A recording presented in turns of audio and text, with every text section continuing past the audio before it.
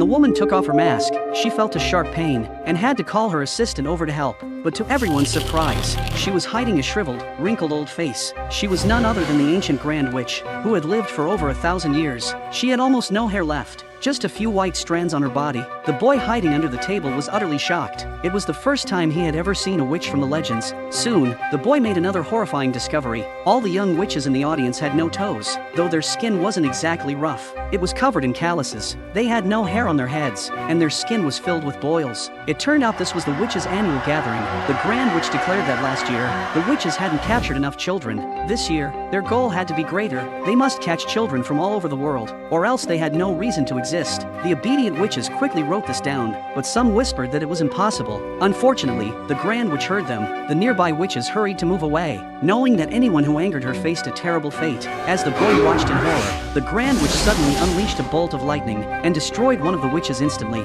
He was so terrified that he trembled silently, not daring to make a sound. During the speech that followed, the boy overheard the witch's shocking plan. The Grand Witch handed out large sums of British pounds to the young witches. She instructed them to return home and open candy shops, where they would give sweets away to children for free. At that moment, one young witch suggested they could lace the candy with poison, so the children would faint, but that idea enraged the Grand Witch. She revealed that she had invented a magical potion of her own, one that would turn any child who drank it into a mouse. As the witches below argued heatedly about the plan, a sudden knock came at the door. The witches panicked and quickly put their masks back on. Only after everyone had disguised themselves did the assistant open the conference room door. In walked a boy named Peter. Peter was about to become the Grand Witch's next test subject, though he had no idea. He even drank the mysterious potion. The next moment, the Grand Witch began a countdown. Peter suddenly felt his body twist in pain. Soon, smoke poured out of his mouth, and in the blink of an eye, he transformed into a tiny mouse.